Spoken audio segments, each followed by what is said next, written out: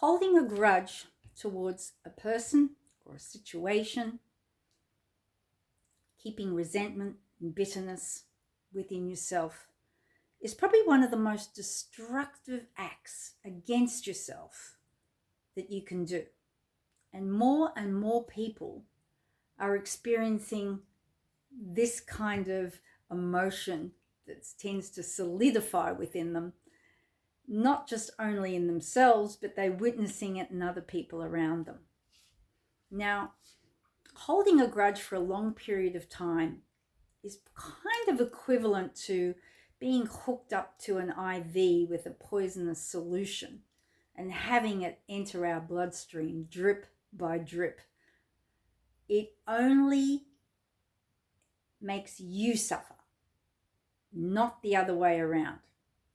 A lot of people feel that if they hold on to a grudge, that it's an act that's justifiable, it's a revenge, and that they win in some way.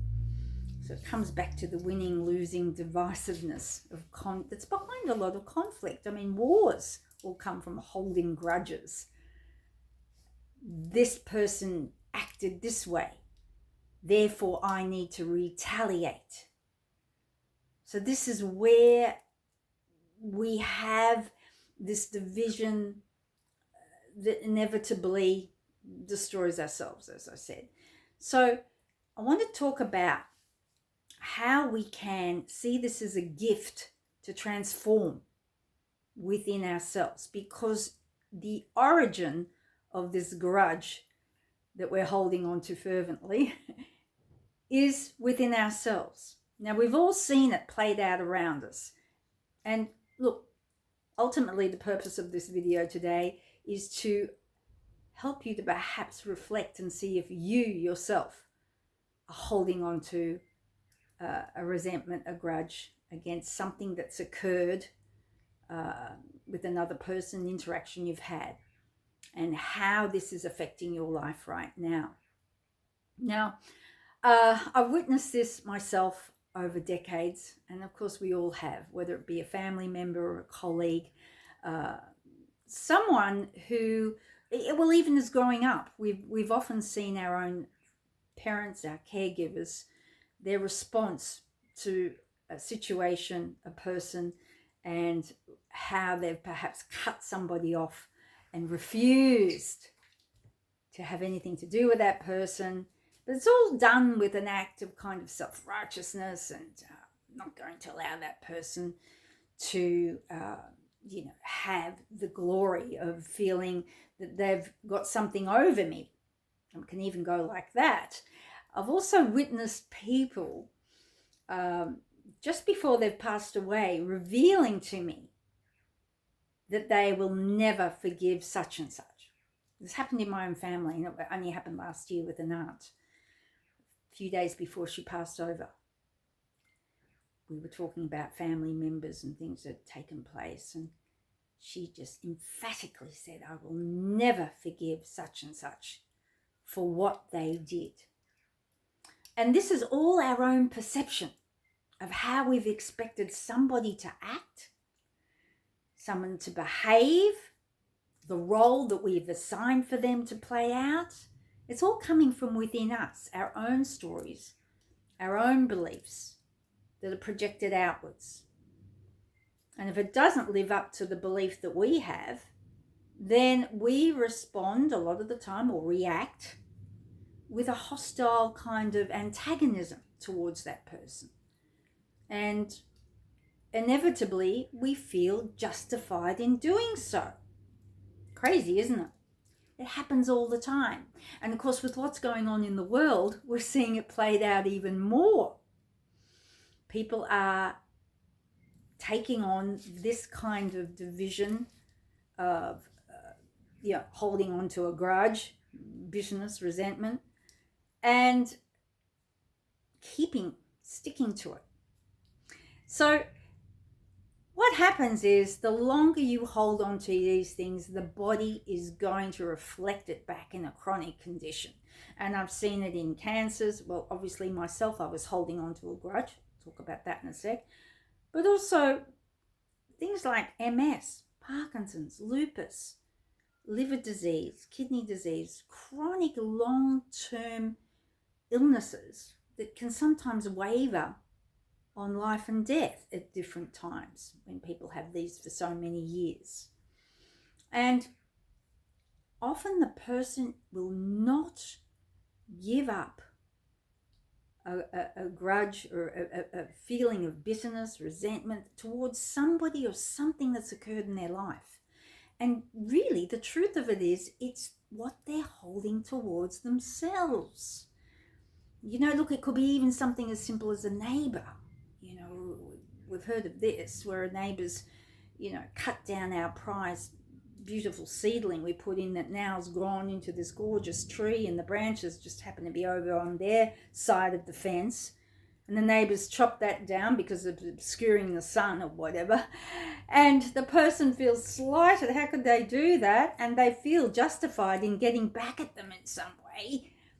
And then it starts up this neighborly war between two people. We've seen it play out in families. We've seen it play out in work situations. The expectation of how we perceive someone to behave and respond. And it's a type of control mechanism in a way. But the way we overcome this and let this go, the refusal to forgive is the refusal to forgive ourselves.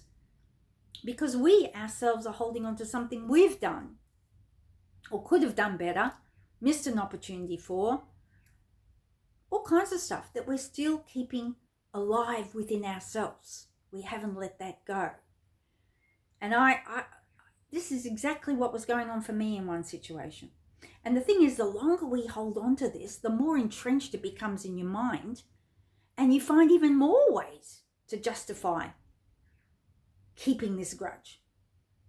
And honestly, we really believe that that person is suffering, but we're not. Nothing could be further than the truth. It's the other way around.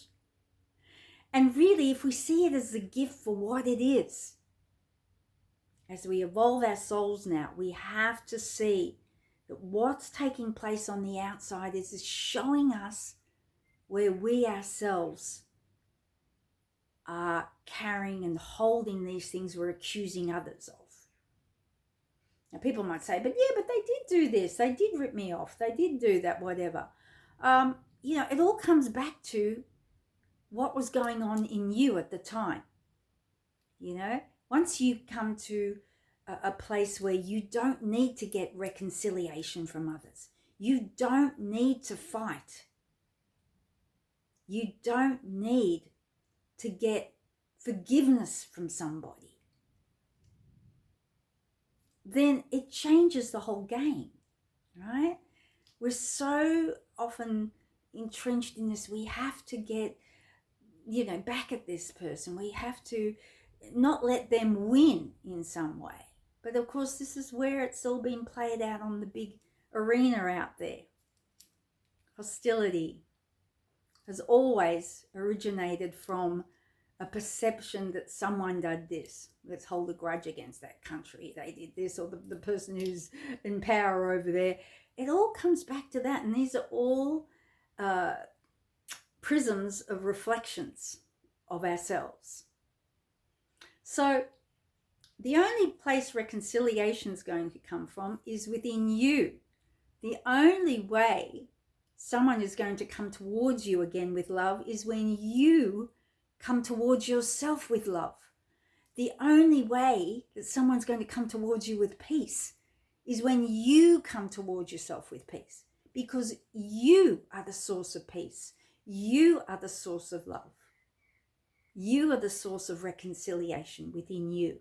Nobody else. It can't possibly come from somebody else. We can't remain in this state of holding a grudge and expect somebody else to make that move, that loving move towards us. It's just impossible, resentment, hatred towards someone, bitterness does not beget love. It does not happen that way.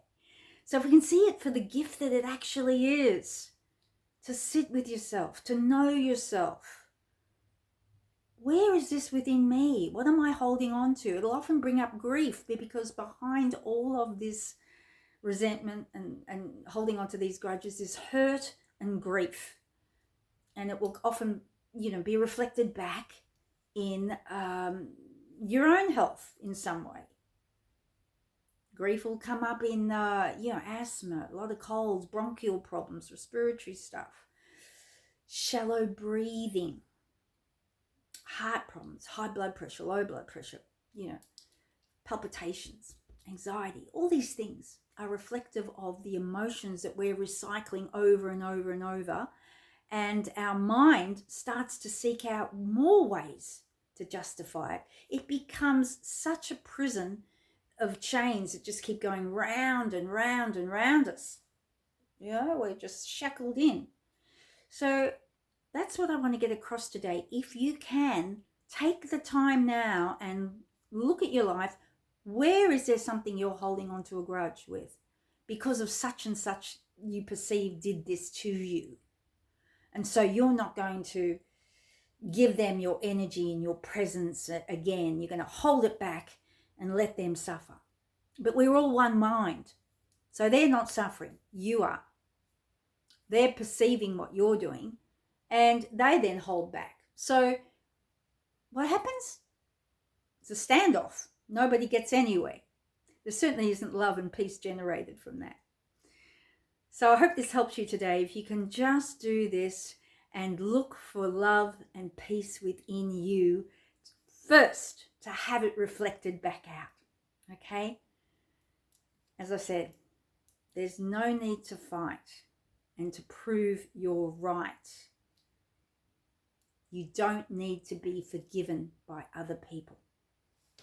Thanks for joining me. Bye for now.